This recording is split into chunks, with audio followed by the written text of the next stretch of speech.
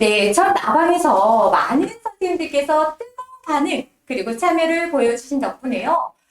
보람을 느낄 수 있었습니다. 오늘도요, 뜻깊은 시간이 되기를 기대합니다. 총 3차례에 걸친 이 라이브 방송은요, 20대 저경력 교사부터 이 퇴직 준비를 해야 하는 40, 50대 선생님들까지 자산 형성과 이 관리를 위한 실제 사례를 중심으로 이 관련 지식을 전달해 드리기 위해서 마련하였습니다. 이번 두 번째 라이브 방송의 주제는요, 저경력 교사를 위한 재무 설계입니다. 적은 월급과 이 생활비의 압박 속에서 사실 이 자산을 형성하는 일이 좀 어렵게 느껴질 수 있습니다. 특히 공무원으로서 오랜 시간 일하면서 난 안정적인 미래를 꿈꿔야지 하고 있지만요. 사실 현실은요, 녹록지 않은 경우도 많고요. 지난 8월에 한국교총에서 이 2030 교사를 대상으로 진행한 월급 만족도 조사 설문 응답자예요. 약 93%가 월급에 불만족을 표시하였고요. 또 약 86%가 이 월급 때문에 이직을 고민한 바 있습니다. 또한 최근에는 이 MZ세대 젊은 교원들이요, 교직을 기피하거나 또 이탈하고 있다는 뉴스가요, 언론에 보도된 바도 있습니다. 이러한 어려움을 공감하고요, 또 해결책을 함께 찾아보기 위해서 재무 설계사님을 모시고요, 이 초기 자산 형성을 위한 구체적인 전략을요, 나눠볼 예정입니다. 특히 오늘 라방에서는 실제 상담 사례를 바탕으로 진행될 예정이고요. 우리 선생님들께서 사전에 그 문의하신 질문에 답변하는 시간도 역시 마련되어 있으니까요. 라방을 통해서 선생님들이 이 월급 관리를 보다 체계적으로 하고요, 자산을 불려갈 수 있는 이 방법들을 알아가시길 바랍니다. 라방이 진행되는 동안에요, 커피를 증정하는 강의 참여 인증 이벤트 뿐만 아니라요, 치킨을 증정하는 라이브 방송 참여와 이벤트도 준비되어 있으니까요, 절대 놓치지 마시고요, 우리 선생님들 함께 해주시길 바랍니다. 참여 인증 어떻게 하냐고요? 참여 인증에 대한 안내 말씀드리겠습니다. 먼저요, 선착순 200분에게는요, 메가커피 쿠폰을 증정합니다. 이 참여 인증 방법은요, 라이브 방송 중에요, 자세하게 안내해 드릴 예정이니까요, 방송 주의 깊게 시청해 주시기 바랍니다. 우리 선생님들 많은 참여 부탁드립니다. 그럼 지금부터요, 우리 저경력 교사가 알아야 할 돈 관리 방법을 비롯해서요, 이 여러 사례에 관한 강의를 해주실 박수연 재무 설계사님을 모시겠습니다. 짠짠! 네, 박수연 재무 설계사님을요, 소개해 드릴게요. 박수연 재무 설계사님은 올해로요, 이 18년차 재무 설계 상담을 하고 계십니다. 다양한 이 금융 소비자들의 재무 상담, 그리고 금융 교육을 주로 하고 계시고요.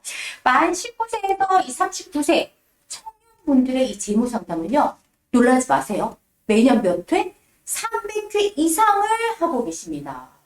뿐만 아니라 현재 이 상명대학교 웰스 매니지먼트 학과 박사 과정 중에 계십니다. 이 재무 전문가로서 필드에서요. 1인자로서 진짜 바쁘실 텐데 이 박사 과정까지 밟고 계시다니 능력이 정말 대단하십니다. 감사합니다. 그래서요, 우리 선생님들이 바라고 이 원하는 것도 쏙쏙쏙 캐치해서 오늘 강의 해주실 거라는 생각이에요. 벌써 저뿐만 아니라 시청하고 계신 우리 선생님들 기대가 대단하실 거라고 생각합니다. 자, 오늘 라이브에서는요, 설계사님께서 이 사회 초년생 그리고 청년분들의 실제 상담 사례를요, 이렇게 보따리째 가지고 오셨대요. 그래서 끝까지 잘 집중해서 들어주시길 바랍니다.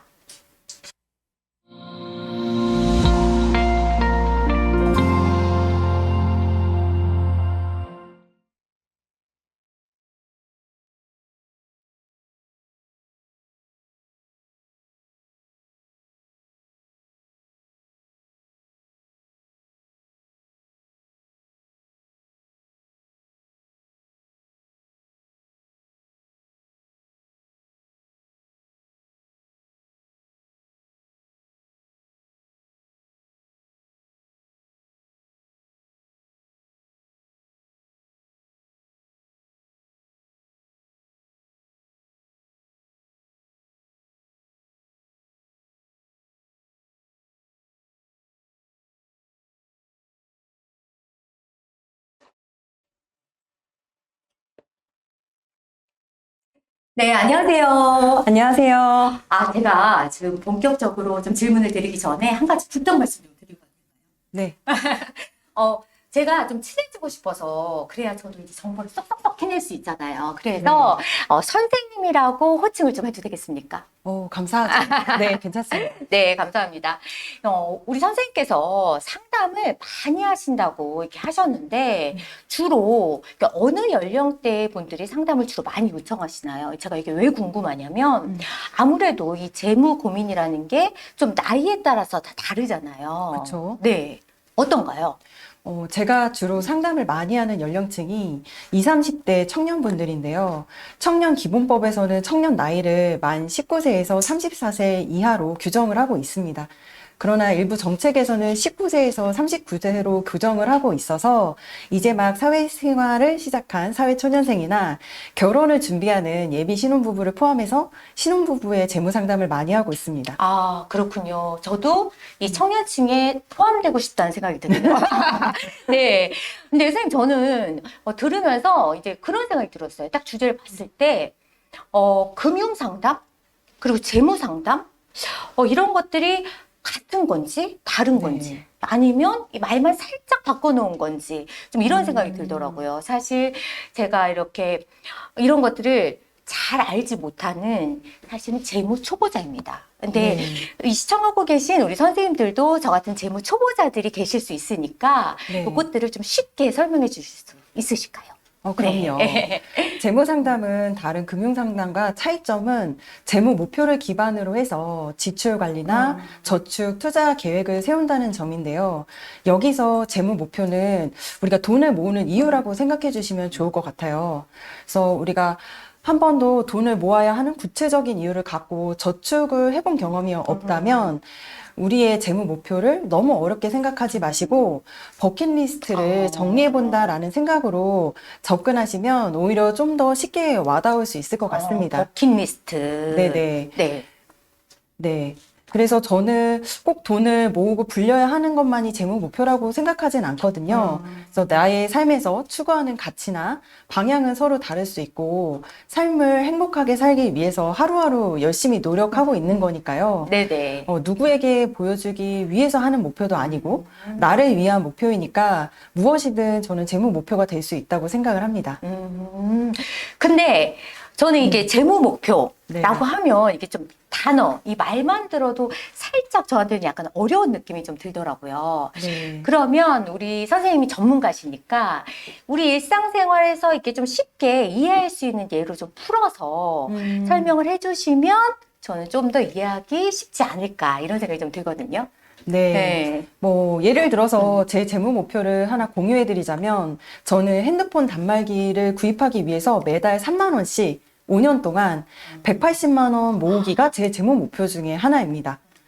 이걸 재무 목표로 삼은 이유는, 약정 할인을 받기 위해서 우리가 2년에 한 번씩 100만 원이 훌쩍 넘는 핸드폰을 주기적으로 교체하는 것도 어떤 면에서는 낭비라고 생각을 하거든요.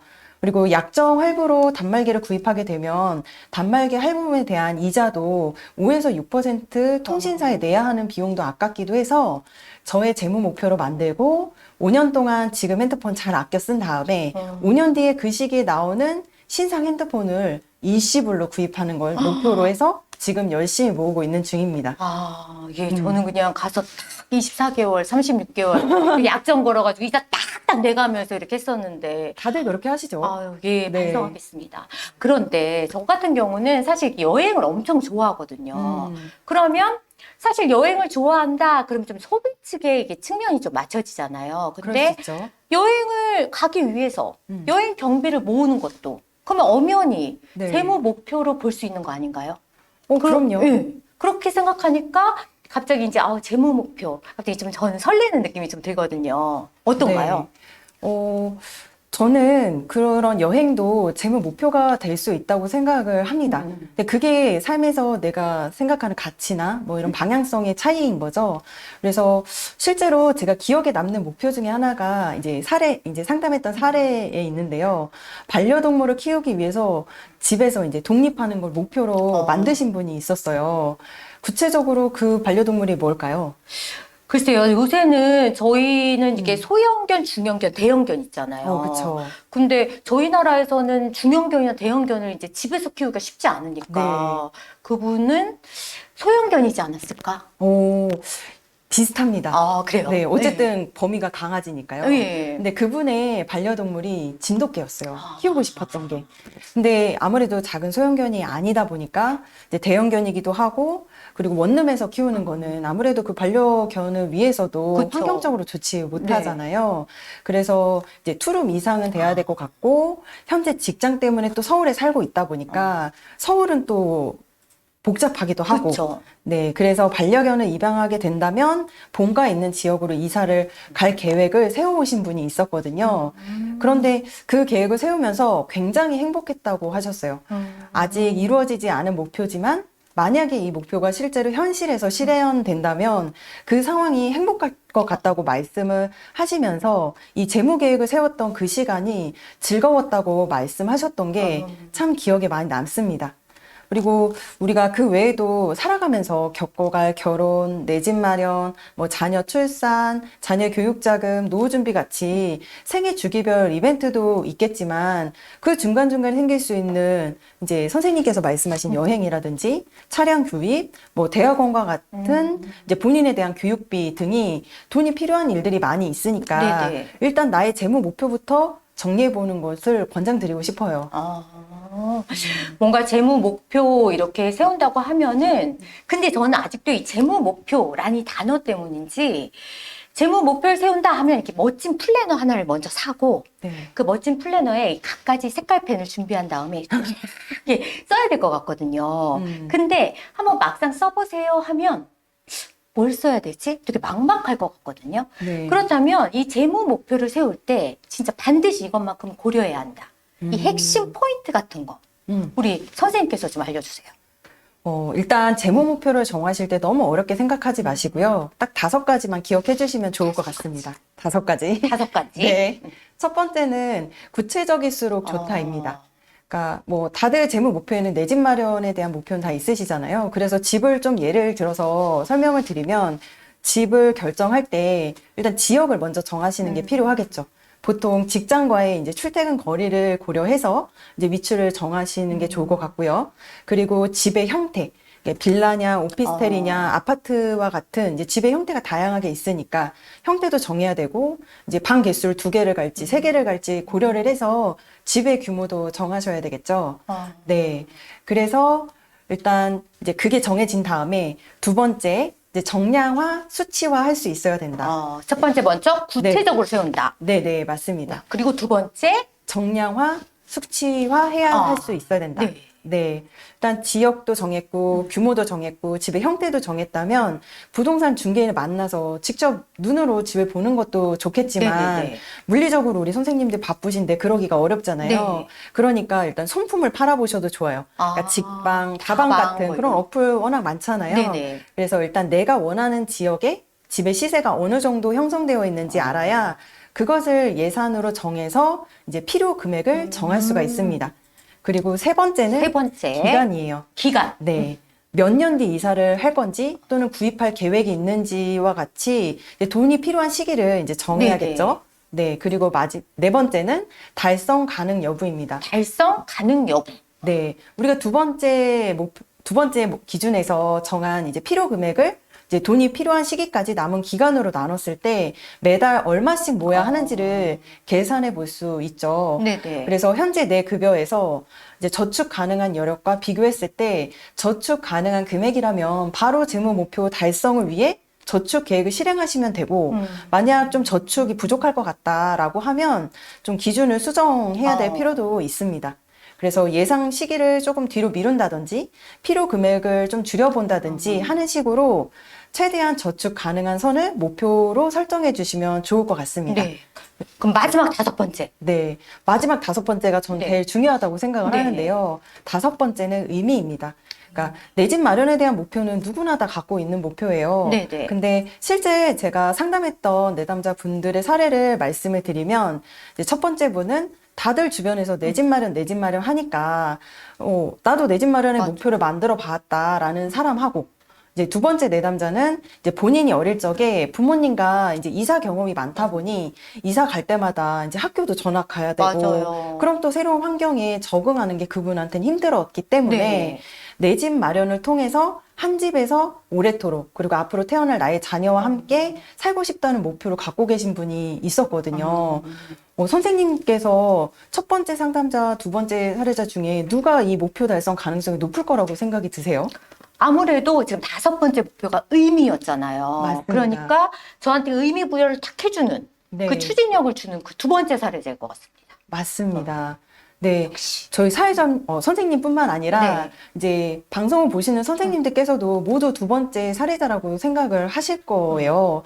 네. 앞서 제가 말씀드렸던 4가지 요소는 머릿속에서 생각할 수 있지만 마지막 요소였던 의미는 우리의 가슴을 두근두근하게 하는 또는 마음을 울리는 그런 목표일 네. 때 우리의 행동에도 영향을 줄 수 있다고 저는 생각을 합니다.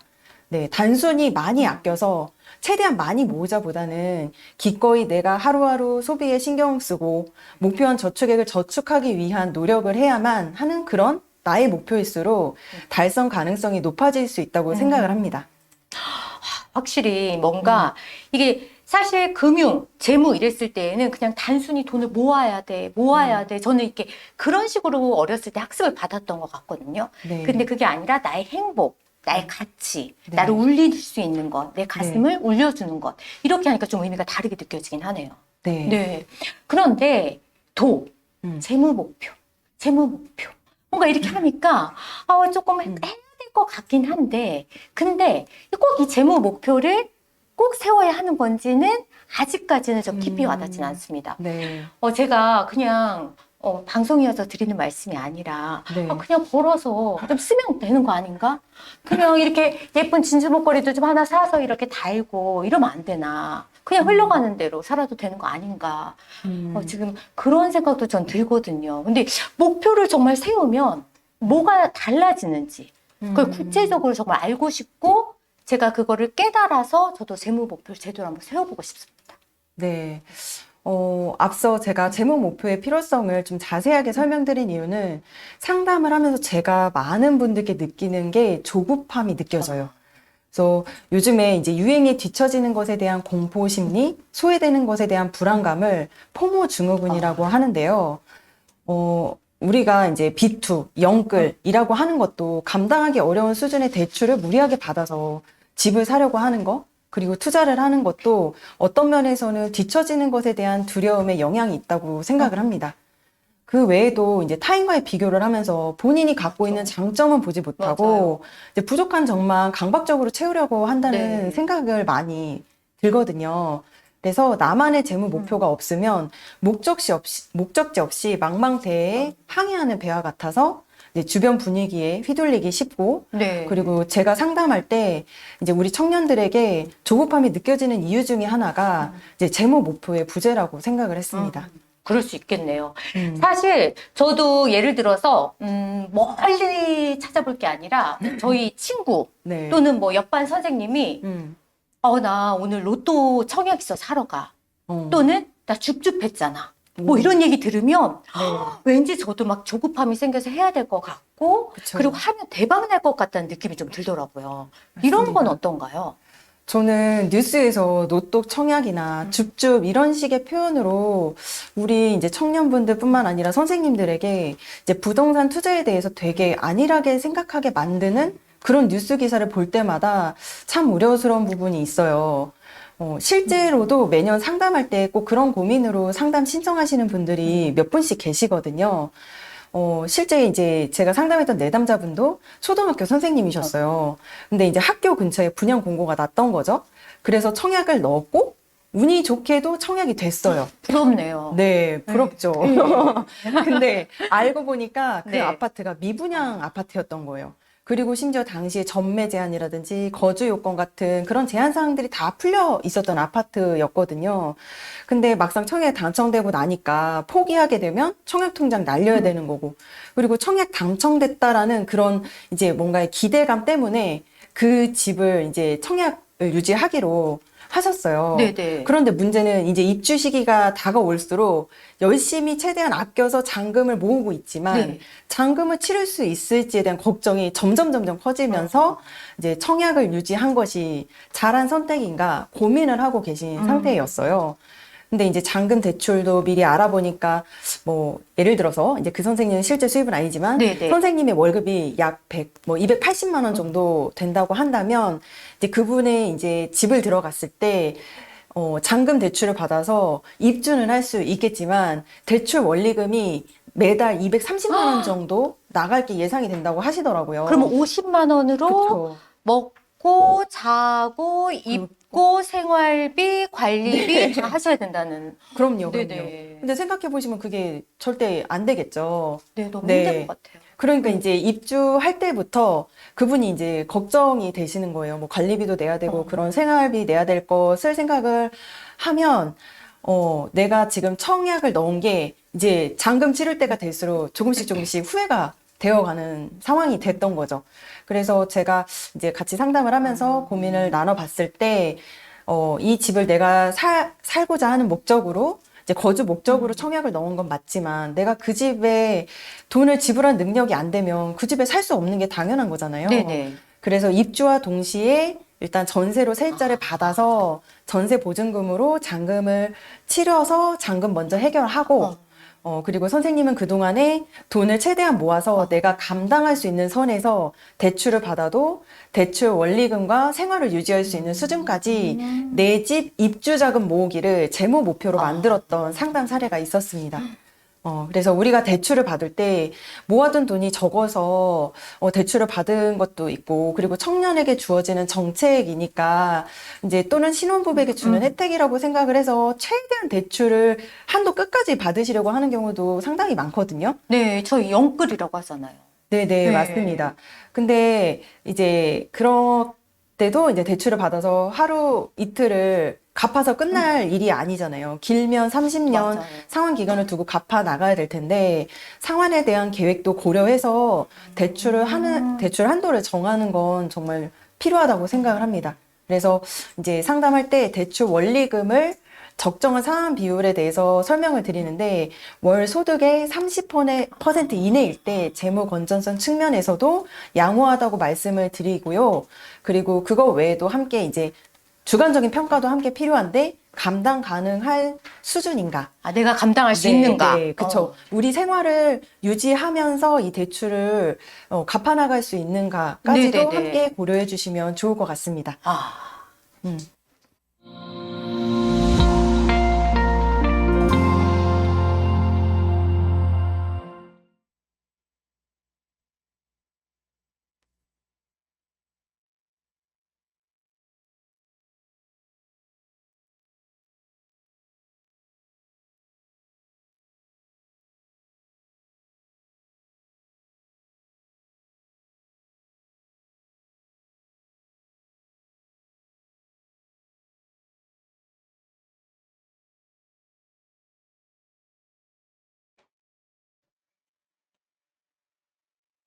선생님, 지금 라이브 방송 중에도 네. 질문이 계속 들어오고 있습니다. 네. 사실 이 라이브 방송의 뭐라고 해야 될까요? 매력이라는 네. 건 이제 저희 강의하시는 분과 또 시청하시는 선생님들 간의 이 소통이잖아요. 맞아요. 그래서 잠시 질문을 보고 가도록 하겠습니다. 네. 그래서 한 두 가지 정도만 잠시 질문 드리고 또 답변 드린 후에 다음 주제 이어가도록 할게요. 네. 네, 강땡찬님께서 질문을 주셨습니다.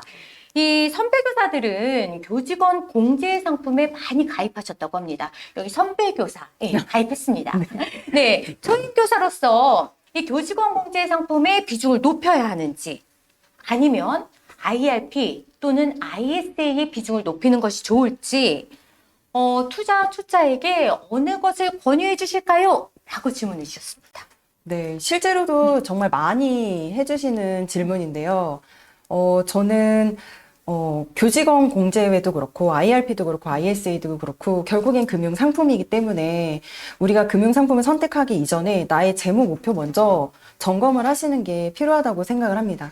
그래서 이제 재무 목표에 따른 뭐 기간이라든지 아니면 내가 이제 그것을 예를 들어 IRP 같은 경우는 IRP가 뭔지는 혹시 아세요?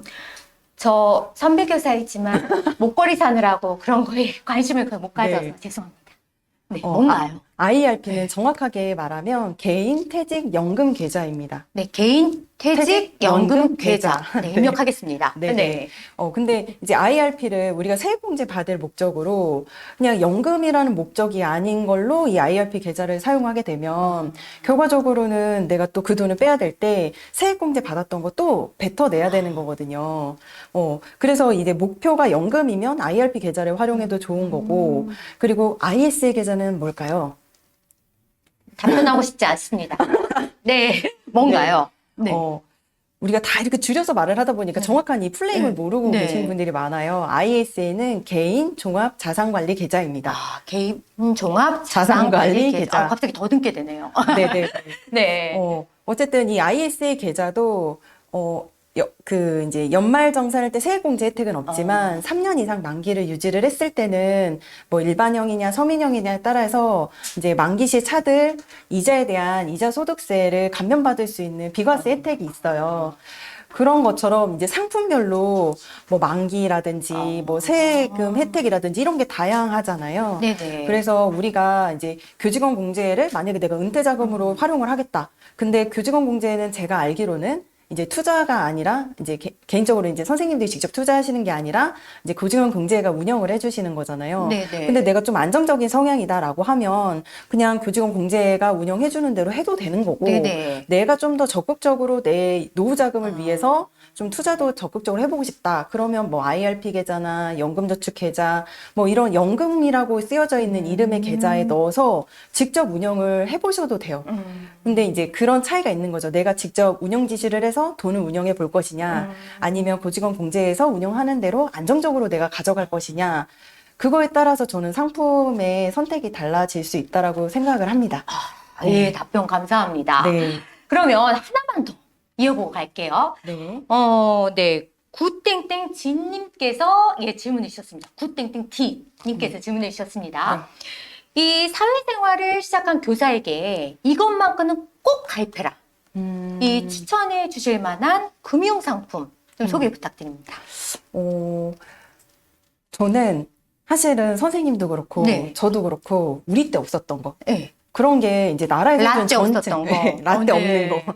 라떼는 그런 게 있었더라면 이런 네. 말을 하고 싶은데 그런 제도적으로 이제 청년을 위한 정책 상품들이 있어요. 네네. 대표적으로 뭐 청년 도약계좌 같은 거는 자산 형성을 도와주기 위해서 나라에서 이제 기여금과 그리고 이자에 대한 비과세 혜택까지 주기 때문에 실제 이제 그 계좌가 출시됐을 때 이제 보도자료에 따르면 5년을 유지하게 되면 적금 이자로 비교했을 때 일반 적금이랑 비교하면 6에서 8% 정도 이자를 주는 상품과 동일하다. 그렇게 홍보가 됐었거든요. 네네. 그러면은 내가 투자를 해서 오히려 뭐 5%, 6% 목표 수익률을 뭐 그 이상 상회하게끔 운용할 수 있으면 뭐 투자를 하셔도 되겠지만 그렇지 못하다라고 하면 자산을 형성하는 그 기간에 그런 청년 도약계좌, 나라에서 주는 혜택 그런 거 받아서 일단 돈을 모아보는 것도 좋을 것 같다고 생각을 하고요. 네네. 네, 그리고 뭐 청약을 저는 무조건 해야 된다라고 생각하지는 않지만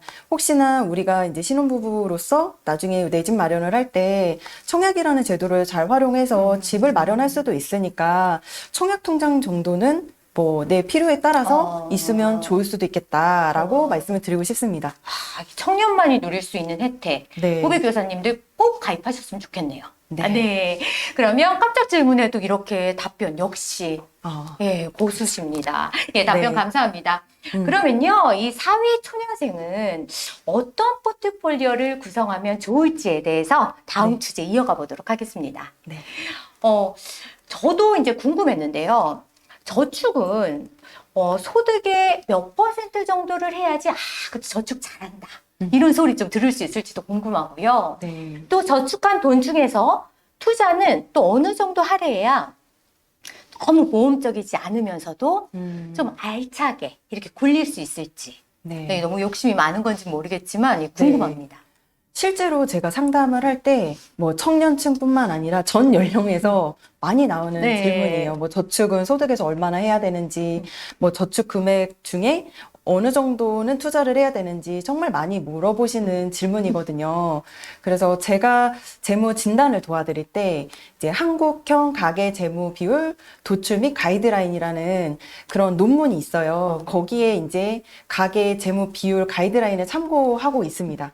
그래서 저축 비율은 생활을 유지하기 위해 필요한 지출 비용을 제외하고 재무 목표 달성을 하기 위해서 저축하는 금액이 얼마인지 가늠하게 하는 중요한 지표로 네네. 총저축 성향 지표가 있습니다. 네. 네, 그래서 거기에 따르면 소득에서 저축이 차지하는 비율을 소득의 30% 30% 이상일 때 네네. 양호하다라고 평가를 하고 있습니다. 네네. 근데 다만 이게 연령대별로 좀 저축 비율의 차이가 있어요.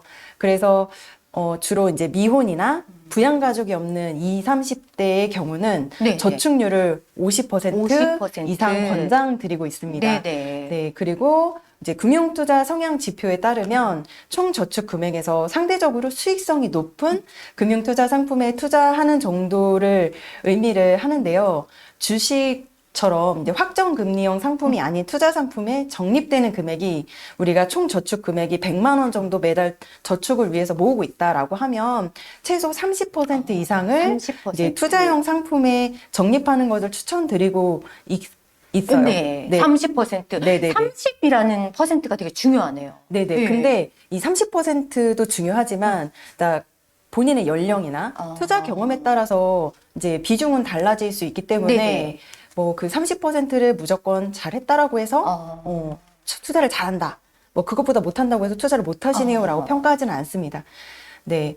그래서 이제 최소한 내가 너무 안정적으로만 운영하게 되면 그 자산이 성장하는 속도가 느려지니까 내가 매달 정기적으로 100만 원을 저축을 했을 때 주식이나 ETF 같은 투자 상품에도 뭐 바로 30만 원부터 시작하는 것보다는 좀 점진적으로 늘려가면서 그 비율에 좀 가깝게 하시면 좋을 것 같다고 생각을 합니다.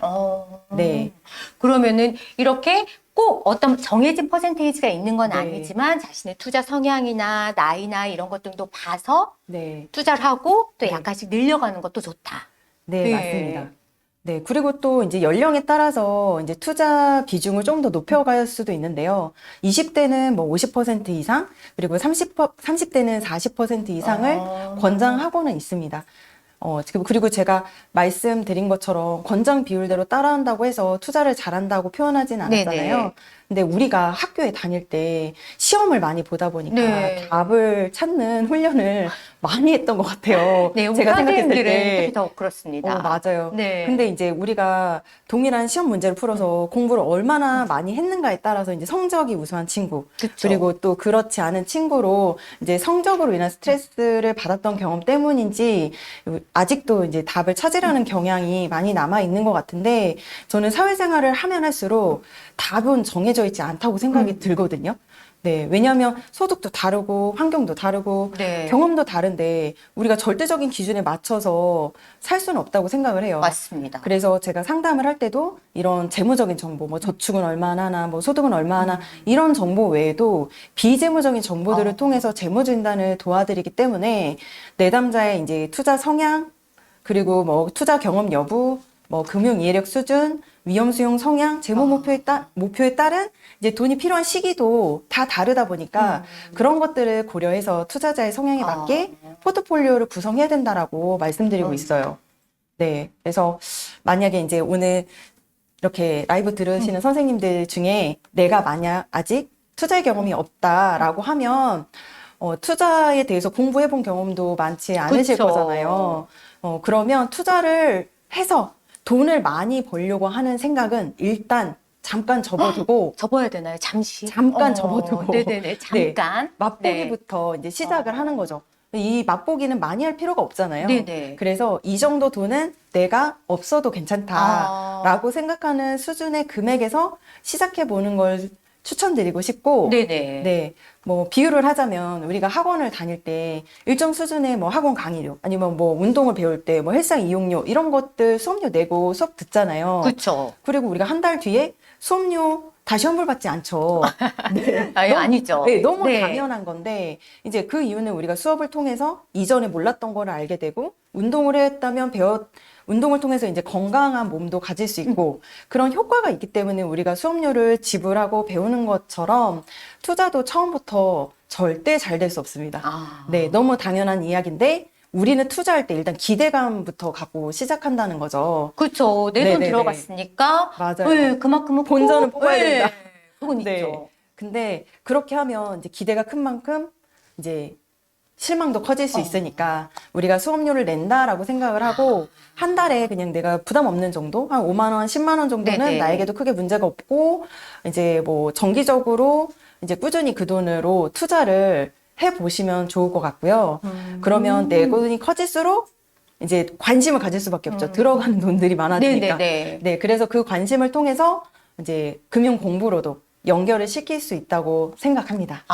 네. 그러니까 학원비 정도라고 생각해야 할 정도의 금액 정도는 네. 잃어도 괜찮다. 네. 공부라고 생각하자. 네. 하고 투자해보고 네. 그 돈으로 이제 투자 체력도 만들고. 맞습니다. 알겠습니다. 네. 저도 그렇게 한번 해보겠습니다. 네. 그러면요, 선생님, 이 자금도 이 단기, 이렇게 장기로 나뉜다고 하던데요. 네. 그러면 이 단기, 장기에 맞춰서 포트폴리오 전략을 다르게 짜야 하나요? 오, 그럼요.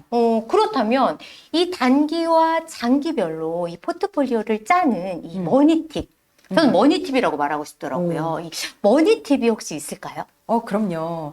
일단은 포트폴리오를 구성할 때 이제 재무 목표에 따라서 기간을 고려해야 됩니다. 네, 보통 1년에서 3년 이내에는 단기 목적 자금이기 때문에 수익성보다는 안정성을 중요하게 생각하거든요. 네네. 그래서 원금 손실 없이 안전하게 관리를 해서 필요한 시기에 그 돈을 잘 쓸 수 있도록 잘 지키고 보존하는 게 중요하다고 볼 수 있고요. 네. 그리고 3년에서 뭐 10년 이내에 중기 목적 자금이나 10년 이상의 장기 목적 자금에 있어서는 투자를 권장드리기는 해요.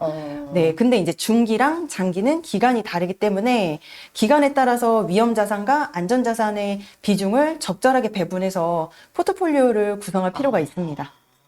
그러면 맞아요. 저도 그런 얘기 많이 들었어요. 네. 포트폴리오 구성해서 투자하세요. 이런 얘기 많이 들었거든요. 네. 근데 제가 아까도 좀 말씀드렸지만 그냥 내가 마음 가는 대로, 끌리는 대로 이렇게 투자하는 거랑 이 포트폴리오를 딱 구성해서 투자하는 거랑 비교했을 때 정말 포트폴리오를 구성해서 투자했을 때 더 좋은 점이 이제 극명하게 있어야만 이제 포트폴리오를 구성해서 투자하고 싶거든요. 그러면 이 포트폴리오를 구성해서 투자했을 때 좋은 점 어떤 점이 있나요?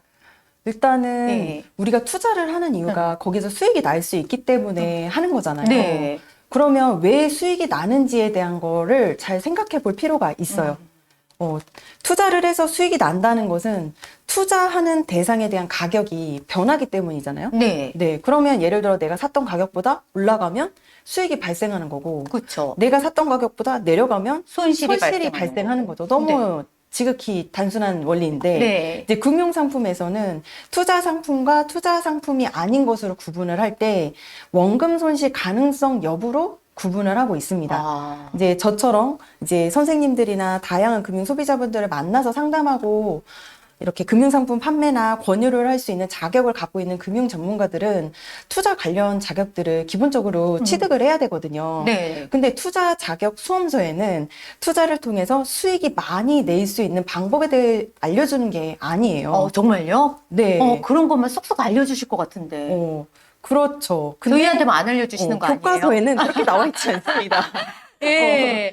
끝까지 네. 숨기려고 하지 마시고 알려주세요, 네. 있으시면. 네. 지금부터 알려드릴게요. 네. 일단 투자는 원금 네. 손실 가능성이 있기 때문에 손실 가능성이라는 그 위험을 어떻게 잘 관리하는가에 대한 내용을 주로 다루고 있어요. 아. 네, 그래서 소비자가 위험을 어떻게 잘 관리해야 하는가에 대한 관심은 없고, 이제 우리는 어떻게 수익을 많이 낼 수 있는가에 대한 관심만 갖고 있다 보니까 네. 투자를 하다가 위험이 닥쳤을 때 어떻게 대비를 해야 될지 모르는 거죠. 맞아요. 네. 그래서 이제 그 교과서에는, 적립식 투자해라, 분산 투자해라, 자산 배분, 뭐 장기 투자, 이런 내용들이 결국에는 그런 위험을 관리하기 위한 전략들인데, 이제 포트폴리오 투자는 분산 투자와 자산 배분에 대한 내용이 포함되어 있다고 보시면 될 것 같습니다.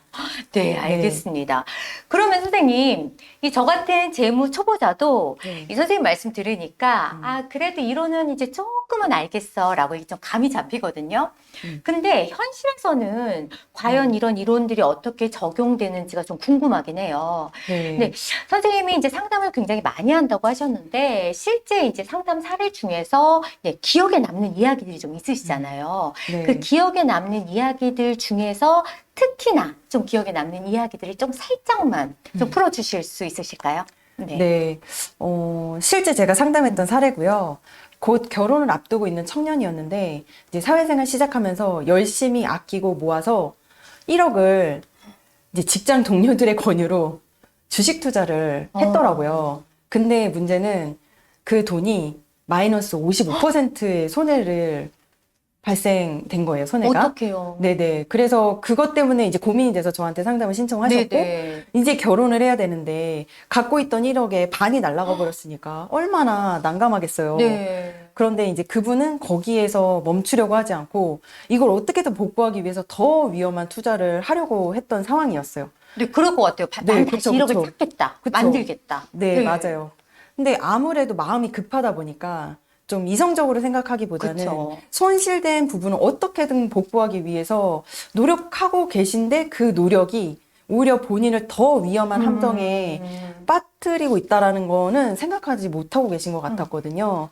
그래서 투자 경험이 많지 않은 분이었는데 무려 1억이나 투자하게 된 계기가 여쭤봤더니 이제 현재 일하고 계셨던 그 회사가 코스피에 상장을 하게 됐고 시장 분위기도 해당 주식의 가격이 앞으로 많이 오를 것이라는 이제 기대감에 여론에서도 많이 뉴스가 나오고 있는 상황이었어요. 아마 듣고 계신 선생님들 중에도 그 회사의 주식을 갖고 계신 분이 많이 계실 겁니다. 워낙 유명한 회사이기 때문에. 궁금하네요. 네네. 그래서 그 동료들이랑 함께 갖고 있던 자산들을 대부분의 그 회사 주식을 사는 것에 투자를 하게 된 거죠. 네. 공모주 투자해보신 분들 아시겠지만 상장 단위에는 가격이 막 많이 올라가잖아요. 뭐 상한가 치기도 하고. 근데 또 요즘은 또 그렇지 않은 경우도 있긴 하지만. 근데 상장된 다음에는 기대감 때문에 어느 정도 거치면서 또 원래 자리로 돌아오는 과정을 거쳐요. 네네. 근데 그래서 이 사례자분이 그 과정을 거치면서 지금과 같은 상황이 된 거죠. 네, 너무 근데 안타깝네요. 맞아요. 그래서 제가 아마 그때 상담했던 그 내담자분의 체력으로는 감당할 수 있는 선을 넘어간 상태라고 판단이 돼서 냉정하게 이제 현재 상황을 좀 볼 필요가 있다라고 말씀을 드렸고, 더 위험하게 투자하는 것이 오히려 지금 남아있는 자산을 더 손실보게 할 수가 있으니까 결혼을 위한 자금은 최대한 지금부터라도 좀 안정적으로 네. 운영하는 것이 좋겠다라고 네. 조언을 드렸고요. 그 1억을 힘들게 모아서 1억이 절반이 됐잖아요. 그럼 마이너스 50%예요. 네. 그러면 절반이 됐던 5천만 원이 다시 1억이 되려면 몇 퍼센트 수익이 나야 될까요, 선생님? 100%? 맞습니다. 어. 역시 선생님. 네, 제가 또 네. 수학도 가르치잖아요. 아, 네. 네. 보통 50% 손해 났기 때문에 50%라고 생각하시는 경우도 많은데 네. 2배가 나야 되는 거죠. 근데 2배가 났어도 그때 이제 원금이잖아요. 그래서 투자는 수익을 많이 내는 것보다 원금 손실 가능성, 그래서 즉 위험 관리를 잘하는 것이 그것 때문에 중요한 거라고 저는 생각을 해요. 저는 많은 분들이 또는 지금 여기 네. 라이브 듣고 계신 분들의 선생님들 중에도 제가 상담했던 이 내담자분의 사례와 비슷한 분들이 계실 거라고 생각을 해요. 그래서 투자를 하는 것이 돈을 조금 더 많이 모으기 위한 수단으로 활용하는 것까지는 좋은데 그 수단을 잘못 사용했다가는 제가 이제 빨리 가려다가 더 멀리 돌아가는 수가 있다라고 말씀을 드리기도 네, 하고, 네. 좀 비유를 하자면 우리가 사과를 깎을 때 이제 과도를 사용하잖아요. 네, 맞아요. 네. 그래서 그걸 비유를 하자면 우리가 앞에 사과를 깎기 위한 칼이 여러 종류가 있다고 할게요. 근데 우리가 선택할 수 있는 칼 중에 부엌 칼도 있고 문구형 커터 칼도 있고 과도도 있다고 생각을 네네. 했을 때 부엌 칼로 사과를 깎는다고 하면 칼을 잘 다룰 줄 모르는 사람의 경우는 부엌 칼이 무겁기도 하고 칼날이 날카롭잖아요. 네네. 그러면 사과 깎다가 다칠 수도 있겠죠? 네. 네. 근데 만약에 이제 우리 학생들이 네. 문구용 커터칼 같은 거 많이 사용할 텐데 네. 그런 칼로 우리가 사과를 깎는다고 하면 깎기 안 깎겠죠. 근데 칼날이 너무 얇고 네, 맞아요. 말랑말랑 하잖아요. 네. 그럼 사과를 깎으려면 굉장히 오랜 시간이 걸릴 네. 거라고 생각합니다. 그리고 마지막으로 이제 과도. 선생님 바로 말씀하신 그 과도로 사과를 깎는다고 하면 이름 자체가 과일 깎기 좋은 칼이라서 과도라는 이름이 붙여진 칼이니까 적당한 칼 크기에 과일을 깎기 좋은 칼날을 갖고 있어서 안전하게 사과를 깎을 수 있을 거라고 생각을 합니다. 근데 우리가 이 칼을 사용할 목적보다는 칼의 기능만 보고 선택을 하면 맞아요. 일단 칼은 날카롭고 가벼워야 된다. 네. 그게 기능적으로 좋다고 생각할 수 네. 있잖아요. 그래서 만약에 뭐 고기를 정형화하는 칼이나 네. 회 뜨는 사시미 칼을 모든 상황에서 부엌 일에 쓴다고 하면 네네. 우리 잘못하면 손가락도 날아갈 수 있어요. 맞아요. 그렇기 때문에 네, 저는 사과 하나 먹으려다가. 그렇죠. 네. 네, 저는 이 칼을 투자에 비유를 해서 다시 생각을 해보면 우리는 우리에게 투자는 빨리 가기 위한 방법으로 선택한 도구인데 칼을 잘 다루지 못하면 우리를 크게 다치게 할 수 있다라고 좀 비유를 드리고 싶습니다. 와, 비유가 너무 적절했습니다. 찰떡인가요? 네. 네.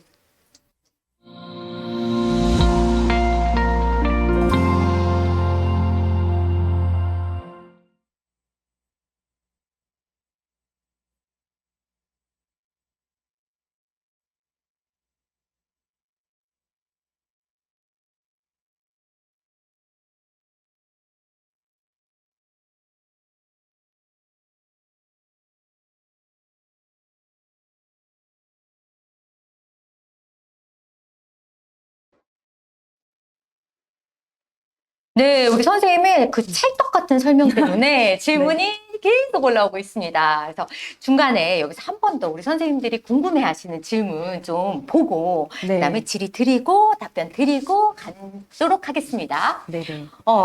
볼게요. 아놀드 땡땡님께서 질문을 주셨습니다. 이 사회초년생이요, 대출, 뭐 학자금이라든지 뭐 주거자금 이런 거 가지고 있잖아요. 네. 그런 것들을 가지고 있을 때 그걸 먼저 갚아야 할지 아니면 투자도 병행해야 할지 고민입니다.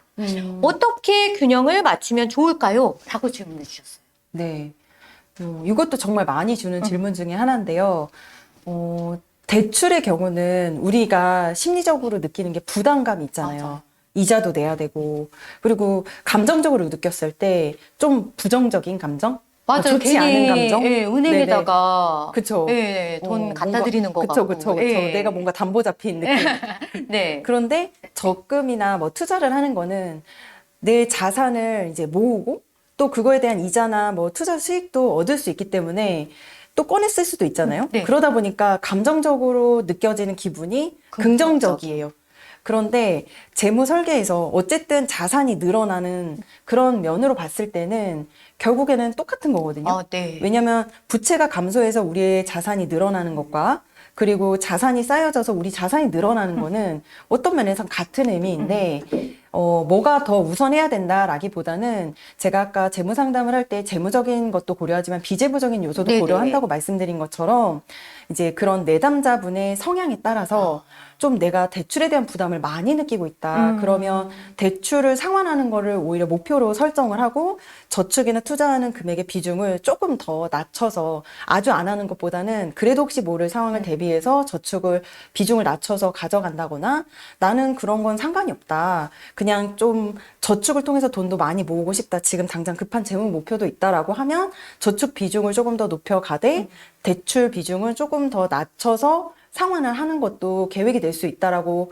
생각을 합니다. 그러니까 이게 뭐 딱 떨어지게 얼마를 갚고 얼마를 모으세요 이렇게 네네. 말씀드리면 너무 좋겠지만 이제 저는 이제 상담하는 사람 입장에서 네네. 그분의 성향도 고려해서 예, 그 비율을 맞춰가는 게 네네. 그분에게도 도움이 될 거라고 생각을 합니다. 네. 네. 네, 그분에게 도움이 되셨을 것 같습니다. 네. 아놀드 땡땡님. 네.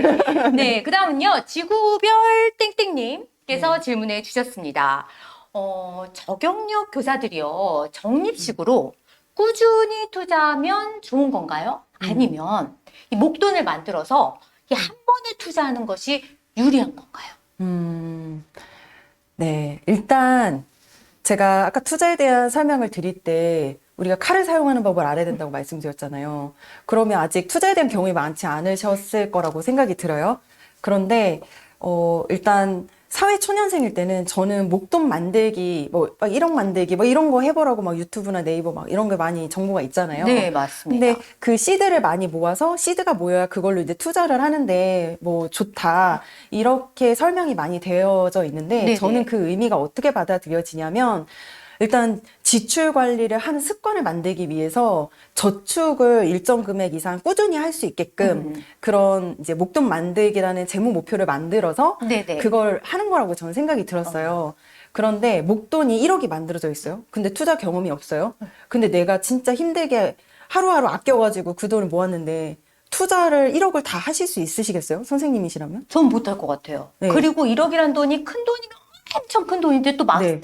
투자를 하려고 보면 음. 또 어떻게 보면 또 작은 돈이 될 수도 그쵸. 있잖아요. 투자라는 관점에서 보면. 그쵸. 제가 1억이 있다는 뜻은 아닙니다. 네. 네네. 네. 네네.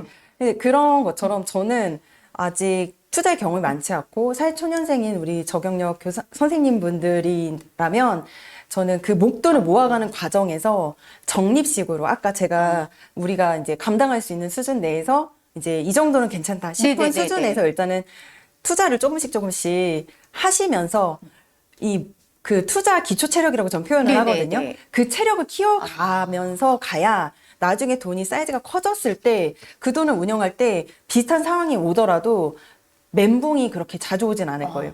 네, 그래서 일단은 목돈이 만들어지는 그 과정에도 저는 투자를 조금씩 하시는 걸 권장드리고 그리고 그 투자 방식은 적립식으로 네네. 매달 뭐 저축하듯이 뭐 10만 원씩 자동이자 걸어서 뭐 펀드가 됐든 ETF가 됐든 그렇게 이제 돈이 계속 꾸준히 나갈 수 있도록 해주시면 좋을 것 같아요. 그리고 목돈이 있어도 절대 한 방에 넣지 않습니다. 그게 몰빵 투자인 거예요. 네. 그야말로. 네, 그래서 아까 투자 원칙 중에 네네. 위험을 이제 관리하는 목적으로 적립식 투자가 사실은 그 목돈이 있어도 그 시간에 위험 분산하는 효과가 있거든요. 그래서 뭐 아니면 도가 될 수가 있어요. 네네. 마이너스 55% 누구나 겪을 수 있는 일입니다. 아까 그분 1억 금방 5천만 원 맞아요. 됐잖아요. 네, 그래서 목돈을 한꺼번에 투자하는 거는 좀 위험 부담이 크기 때문에 좀 지양하셨으면 좋겠습니다. 네, 너무 훌륭하네요, 답변. 저도 모르게 박수를. 네, 깜짝 질문에 대한 답변 너무 감사합니다. 네. 네, 이어서 계속 진행을 하도록 하겠습니다. 지금 방송을 보고 계신 분들이 이제 거의 대부분 선생님들이신데요. 네. 혹시 이제 실제로 상담했던 이 선생님들의 사례 중에서 정말 인상 깊었다. 이런 이야기들을 좀 공유해 주실 수 있으실까요? 네. 기억에 남는 사례가 몇 가지 있습니다. 실제 네. 이제 선생님의 사례였고요. 그분의 이제 재무 목표에는 비상 예비 자금의 목표 금액이 거의 1년치 연봉을 작성하신 분이 계셨어요.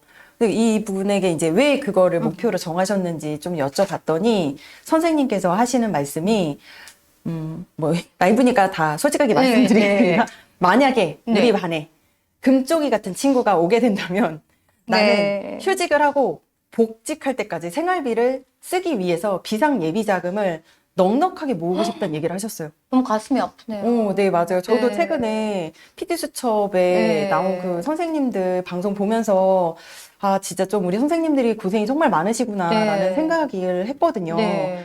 근데 저희가 이제 비상 예비 자금을 모으는 이유는 소득 감소나 이제 소득이 중단되는 그런 그쵸. 위험을 관리하기 위해서 권장드리는 비율은 월 소득의 한 2배에서 3배 정도를 준비하도록 권장드리고 있는데 이제 소득 감소의 사유가 회사의 사정으로도 있을 수 있고 뭐 근로자의 건강상의 이유나 다양한 사유로 생길 수 있기 때문에 선생님의 비상 예비 자금은 휴직으로 인해서 소득 감소, 중단을 대비할 목적이니까 그쵸.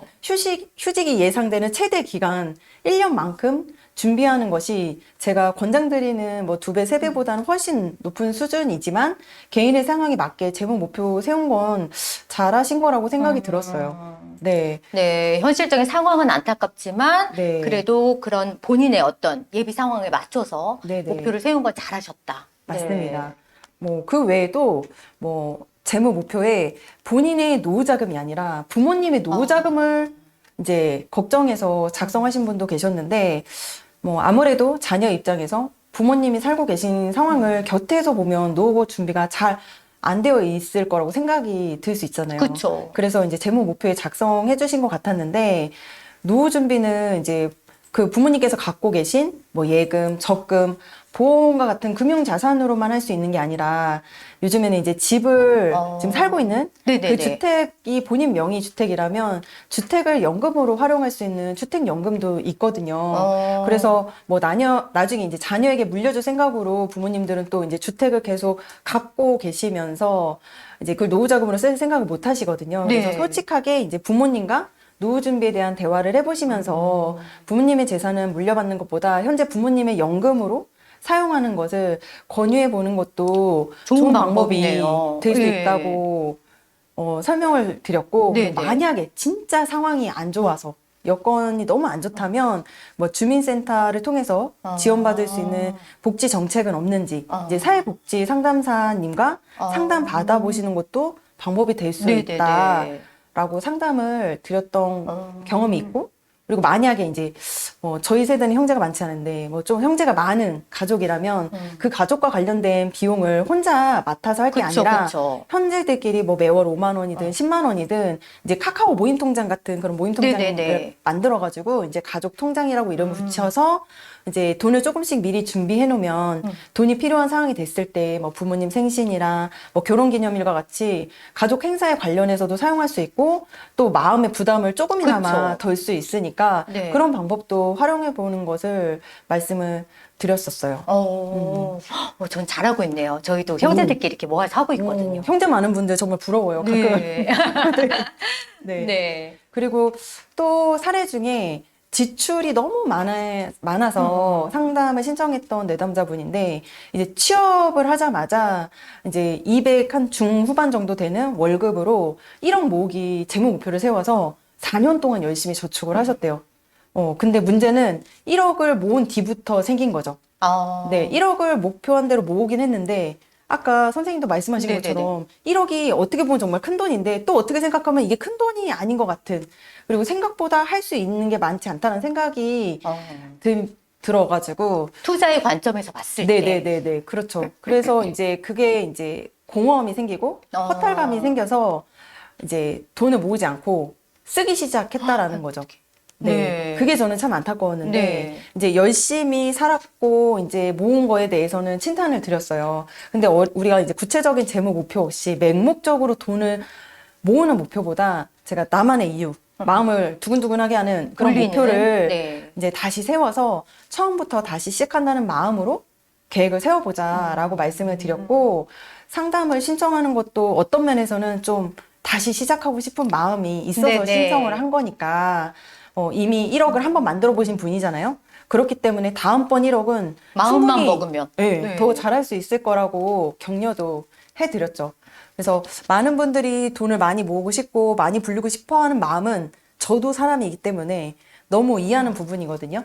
근데 다만 우리가 이 인생을 100m 단거리 달리기 하듯이 전력 질주하면 금방 지치잖아요. 맞아요. 네. 그래서 인생은 장거리 마라톤이라고 하는 것처럼 초반부터 너무 많이 빨리 뛰려고 하지 마시고 뒤에 가서 체력 부족해서 원래 가야 할 거 못 가고 지쳐서 포기할 수 있잖아요. 그러면 안 되죠. 네, 네. 그래서 인생은 장거리 마라톤이다 라고 생각을 하시고 돈 관리하는 것에 있어서 너무 바로 앞에 것만 보지 말고 조금 넓게 보시는 안목으로 가셨으면 좋겠습니다. 재무 네. 교육인데 인생 교육을 또 해주시네요. 네, 잘 알겠습니다.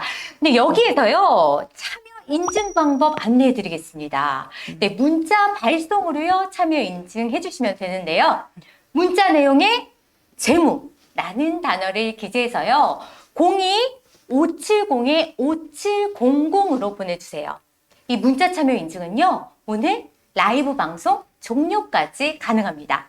선생님들 많은 참여 부탁드립니다.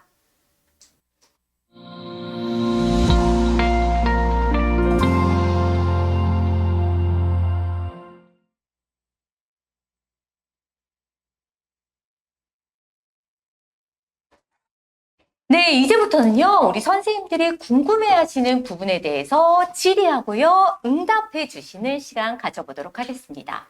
네, 작은 의문부터요, 큰 고민까지요, 어떤 질문이든 대환영입니다. 자, 이제 우리 선생님들의 질문 기다리겠습니다. 그런데요, 이 질문을 기다리는 동안에 사대동행 한국교총 원격교육연수원에요, 이 사전에 댓글로 올라온 이 질문들을요, 정리해 보았습니다. 그 중에 몇 가지 질문들 추려서 선생님께 한번 드려보도록 하겠습니다. 네. YOR 땡땡땡땡 님이 질문을 주셨습니다. 통장 쪼개기 추천법, 예비비, 대출, 저축, 생활비 추천 비율, 즉 적정 비율이 궁금합니다. 네. 앞서 말씀드린 내용도 있긴 하지만 다시 좀 설명을 드리면, 통장 쪼개기는 이제 예산 관리를 통해서 지출 관리를 잘하기 위한 목적으로 많이 활용되는 방법인데요. 우리의 뇌는 통장을 하나로 사용하면 하나의 통장 안에서 목적별로 자금을 구분하지 못한다고 하더라고요. 그래서 물리적으로 통장 개수를 나눠서 통장별로 목적을 정해서 활용하는 방법을 심리학에서도 신적 회계를 나눈다라고 얘기를 합니다. 네, 이제 그것을 우리가 이제 통장 쪼개기로 응용하고 있는 거고요. 크게 통장을 월급 통장, 생활비 통장, 비상금 통장으로 구분을 해서 월급 통장의 경우, 실제 이거 제가 활용하는 방법이에요. 네네네. 월급 통장에서는 이제 고정 지출이나 이제 저축이나 투자 같은 이제 자동이체 걸어놓은 것들을 남겨두고, 생활비 통장은 매달 정해놓은 생활비만큼 이제 월급 통장에서 넘겨놔서 이제 생활비 통장에 연결한 체크카드로 정해진 생활비 내에서 생활하는 거죠. 그리고 비상금 통장은 아까 말씀드린 것처럼 소득 중단이나 이제 감소를 대비하기 위해서 이제 이제 소득의 2배에서 3배 정도를 이제 준비하는 것을 권장드리고 있습니다. 네. 그래서 이제 저희 오늘 라이브 방송에도 말씀을 드렸지만 이 저축, 지출, 투자, 대출, 비상금 등에 대한 적정 비율에 대해서는 본 강의에서도 잘 설명드리고 네네. 있으니까 실제 본인 소득 지출 정리하는 방법까지 실제 실습해 보실 수 있도록 마련해 놨으니까 본 강의도 강의에서 꼭 들어봐 주세요. 네, 본 강의에서 더 자세하게 설명해 주신다고 합니다. 네. 그러면 답변 감사드리고요. 다음 질문으로 넘어가 보겠습니다. WOO 땡땡땡님이 질문해 주셨습니다. 현재 저경력 교사입니다. 첫 월급의 액수가 10원 단위까지 기억날 정도로 생각보다 적어서 충격을 받았습니다. 네. 현재 연봉이 세전 4천만 원에 월 실수령액이 230에서 250만 원입니다. 이 금액으로 가장 효율적으로 재무 설계를 할 수 있는 방법이 무엇이 있을지 궁금합니다. 저는요, 현재 자취 중이고 자차는 없습니다. 네. 정말 저도 효율적이고 현명하게 재무 관리를 하려면, 일단은 나의 재무 목표가 무엇인지 확인할 필요가 있다고 다시 말씀드리고 싶어요. 네. 내가 무엇을 위해서 돈을 모으려고 하는지, 미래에 앞으로 어떤 계획을 갖고 있는지에 따라서 저축하는 금액과 지출 관리를 어떻게 해야 되는지 계획을 세울 수가 있거든요. 그리고 자취를 하고 계신다면 기본적으로 주거비나 관련된 지출이 부모님과 함께 살고 계신 분들보다는 좀 더 높을 거라고 생각이 들어요.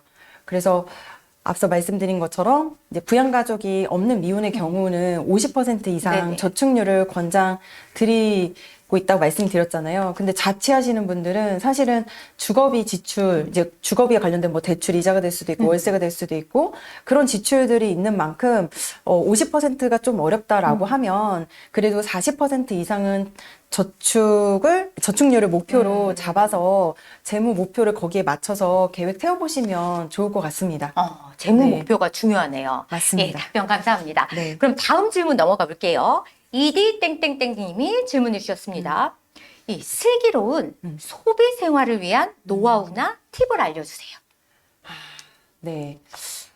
너무 고전적인 얘기일 수 있지만, 백투 베이직이라서 가장 기본이 전 중요하다고 생각을 하거든요.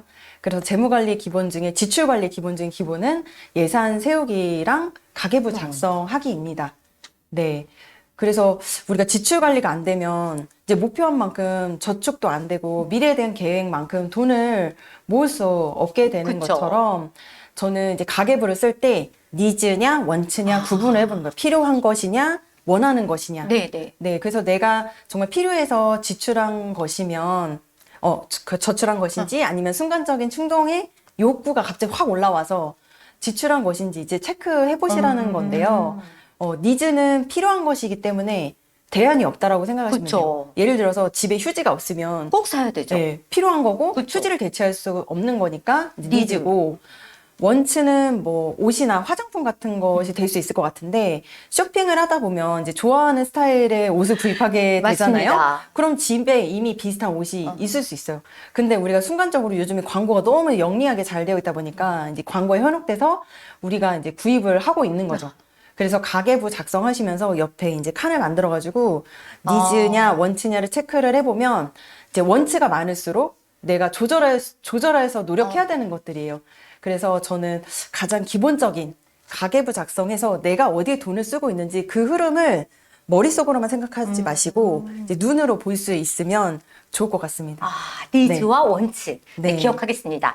네, 다음 질문 넘어가 보겠습니다. JEJE 님이 질문을 주셨습니다. 네. 금융상품에 대해서 자세히 아는 게 없어요. 네. 지금부터라도 이 재무 설계를 하고 싶은데 이 장기, 단기로 구분해서 알려주시면 좋겠습니다. 네. 제가 비슷한 내용이긴 한데, 앞서 말씀드린 것처럼 금융상품에서 이제 투자 상품이냐, 투자 상품이 아닌 것이냐 구분을 할 때 원금 손실 가능성 여부로 구분한다고 말씀을 드렸는데요.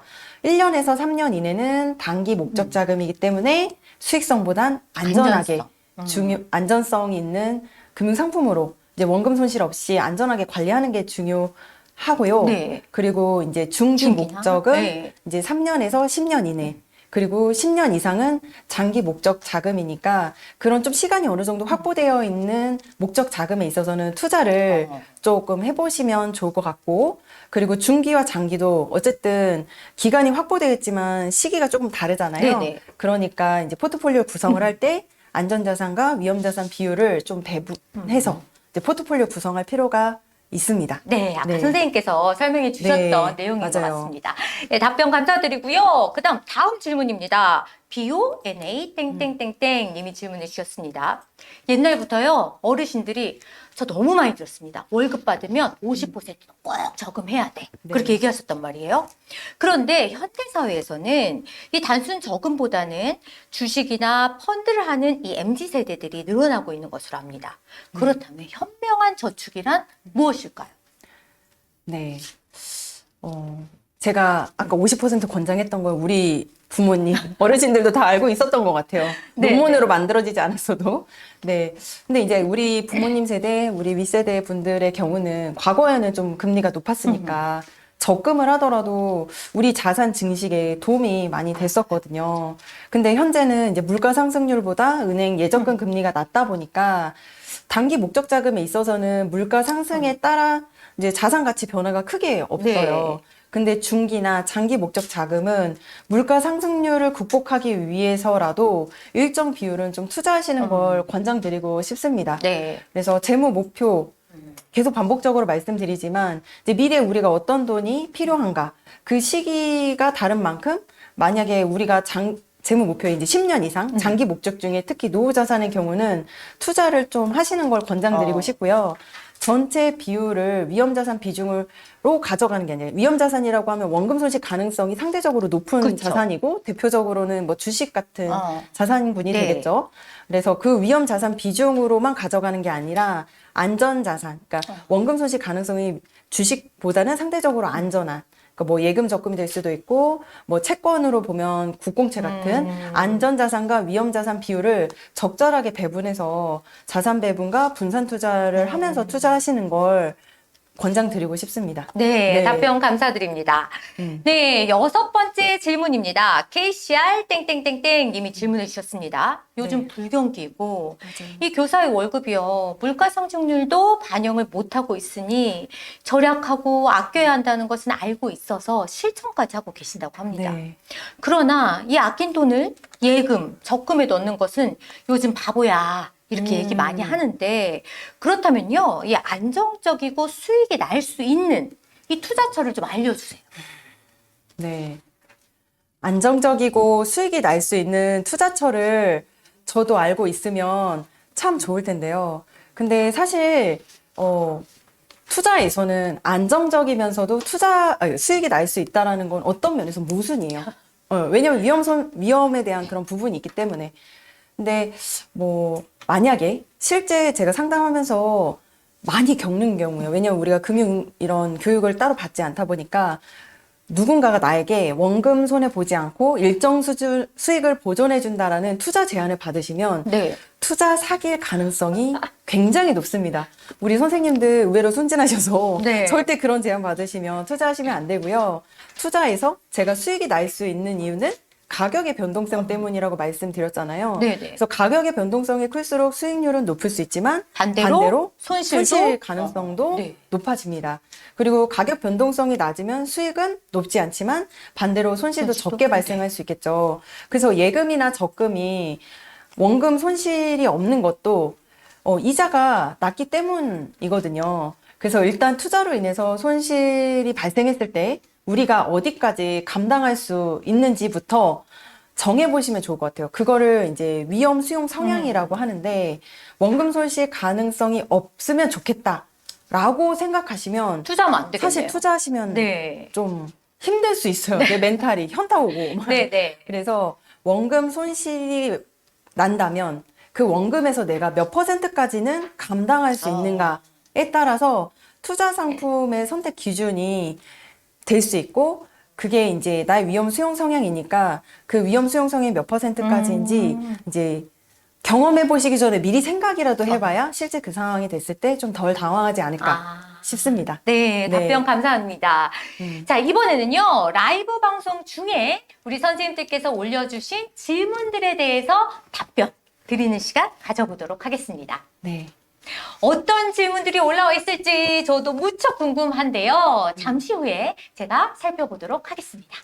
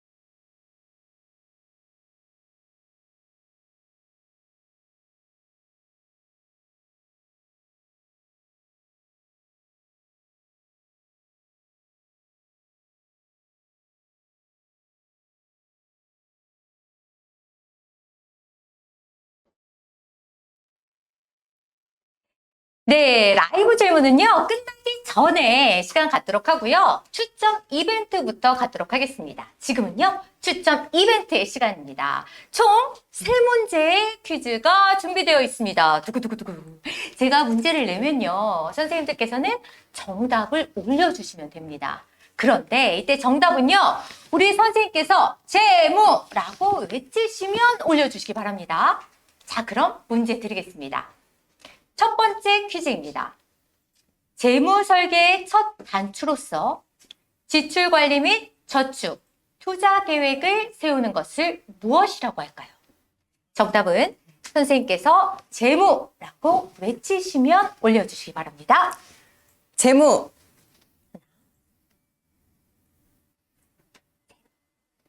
자, 선생님, 정답은요? 정답은 재무 목표입니다. 네, 정답은요, 재무 목표입니다. 이제 두 번째 퀴즈입니다. 유행에 뒤처지는 것에 대한 공포 심리, 소외되는 것에 대한 불안감을 무엇이라고 할까요? 정답, 선생님께서 재무라고 외치시면 올려주시기 바랍니다. 재무, 네, 선생님, 정답은요? 네, 포모 증후군입니다. 네, 정답은요, 포모 증후군입니다. 네, 세 번째 퀴즈입니다. 한국형 가계 재무 비율에 따르면 총부채 상환 지표에서는 대출의 원리금이 소득의 땡땡 퍼센트 이하일 때 재무 건전성 측면에서 양호하다고 평가하고 있습니다. 몇 퍼센트일까요? 자, 선생님, 우리 선생님께서 재무라고 외치시면 올려주시기 바랍니다. 재무, 네, 선생님, 정답은요? 정답은 30%입니다. 네, 정답은 30%입니다. 네, 두근두근 추첨 이벤트도요, 이렇게 마무리하겠습니다. 행운의 주인공은 방송이 끝나고요, 네, 추첨을 통해서 알려드리도록 하겠습니다. 잠시만 기다려 주시기 바랍니다. 잠시요, 참여 인증 방법 한 번 더 안내해 드리겠습니다. 문자 내용에요, 재무라는 단어를 기재해서요, 02-570-5700으로 보내주세요. 문자 참여 인증은요, 오늘 라이브 방송 종료까지 가능합니다. 선생님들 많은 참여 부탁드립니다.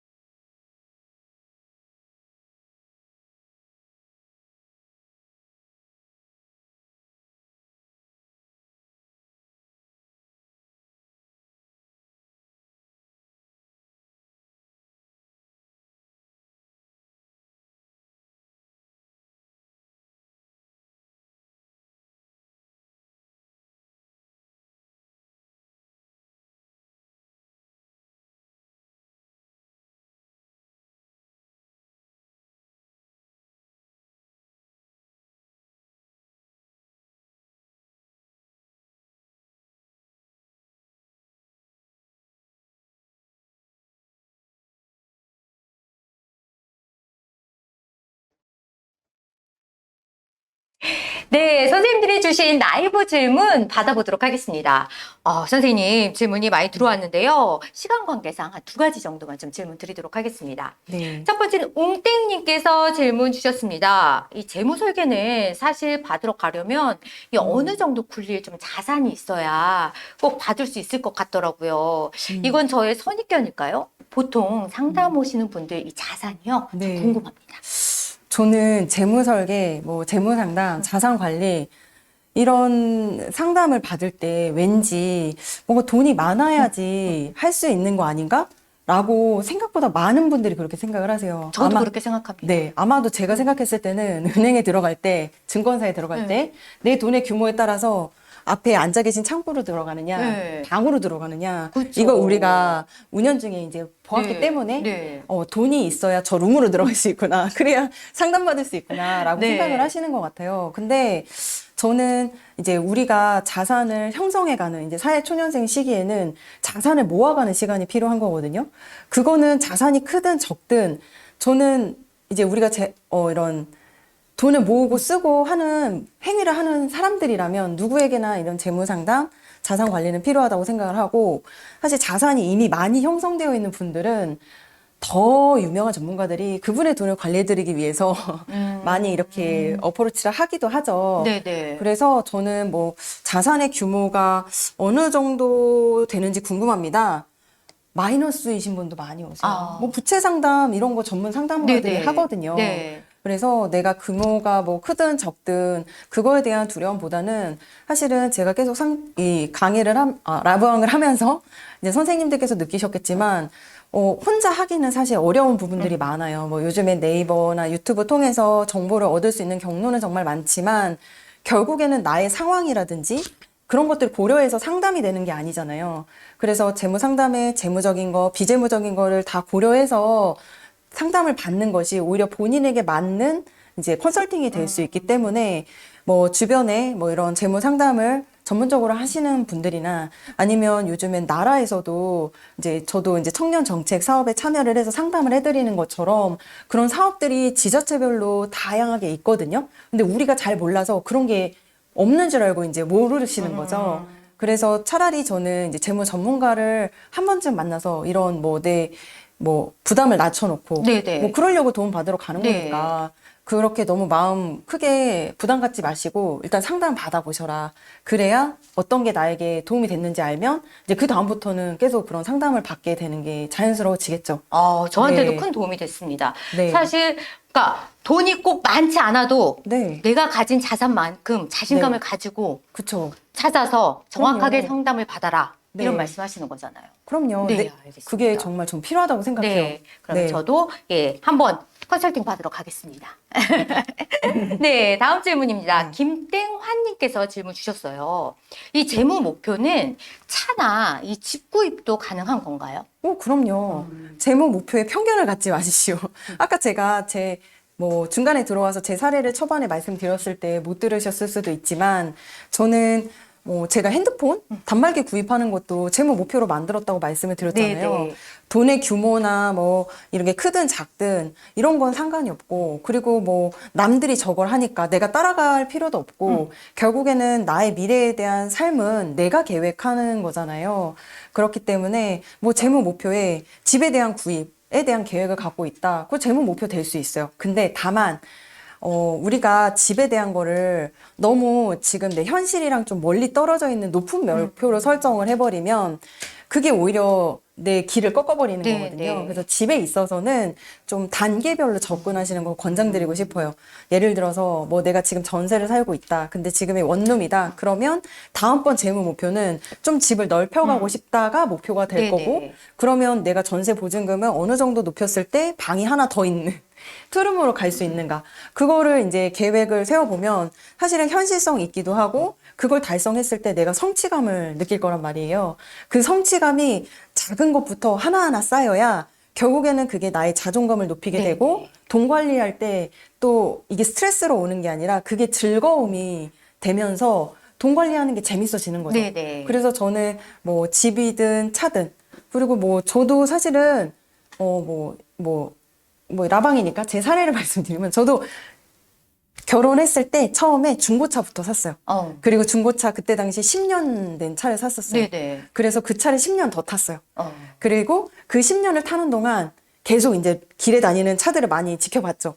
내가 꼭 저 차로 바꿔야 되겠다. 이런 재무 목표를 세우고 10년 뒤에 정말 그 차를 차를 샀어요. 바꾸셨어요? 근데 저는 일시불로 쿨하게 샀습니다. 멋있습니다. 네. 네. 저는 어떤 면에서는 이제 누군가는 뭐 더 좋은 차를 좀 더 할부 내가지고 저 높은 네네. 급의 차를 사도 되지 않았냐라고 말씀을 하시지만, 근데 그거는 이제 제가 이제 제 경제적인 여력을 고려해서 구입을 네. 해야 될 필요도 있지만, 할부로 인해서 저는 그런 이자 비용 내는 게 싫었거든요. 네. 그리고 정말 제대로 플렉스 하고 싶었어요. 누가 일시불로 차를 한 방에 사겠어요. 그러니까요. 멋있어요. 그래서 신차 바로 계약서 할 때 20을 해주세요 이러니까 저는 그게 성취감 뿜뿜, 자존감 뿜뿜. 그래서 앞으로 이런 재무 목표를 계속 만들어서 네. 이런 성취감을 느껴가면서 표정이 달라지죠. 네, 맞아. 진짜 저 그 네. 차 샀을 때 진짜 뿌듯했거든요. 네. 네, 근데 그 10년에 제가 열심히 중고차 몰면서 그런 생각을 하면서 했던 거죠. 네. 그게 저에겐 보상이었습니다. 아까 멋있습니다. 당근을 줘야 된다. 네, 네. 멋있습니다. 감사합니다. 예, 답변 네. 감사드립니다. 선생님들 학기 중에요. 이렇게 교육 활동으로 바쁘신 중에도 이렇게 시간 내셔가지고 참석해 주셔서 우리 선생님들께 다시 한번 감사의 말씀 드리고요. 잠시 안내 말씀 드리겠습니다. 다음 주 수요일 12월 4일이요. 다시 한번 12월 4일이요. 네, 그때에는요, 은퇴 준비 A to G라는 주제로 강의가 진행될 예정입니다. 그때에도요, 많은 관심, 참여 부탁드립니다. 저경력 교사라고 해서요, 20, 30대 선생님들만, 은퇴 준비라고 해서요, 40, 50대 선생님들만 해당되는 내용이 절대 아닙니다. 전부 다 수강하시면요, 어떤 부분에 있어서도 큰 도움이 될 내용들이니까요. 마지막 라방, 마지막 강의도요, 끝까지 꼭 참여해 주시길 바랍니다.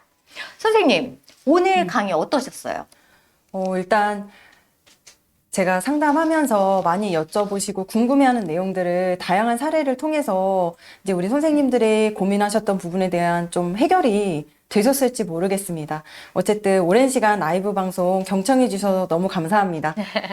네, 오늘 그야말로요, 피가 되고 살이 되는 이 좋은 강의 너무 감사했습니다. 오늘 강의가요, 자산 관리에 있어서 우리 선생님들께 실질적인 도움, 그리고 지혜를 드렸기를요, 진심으로 바랍니다.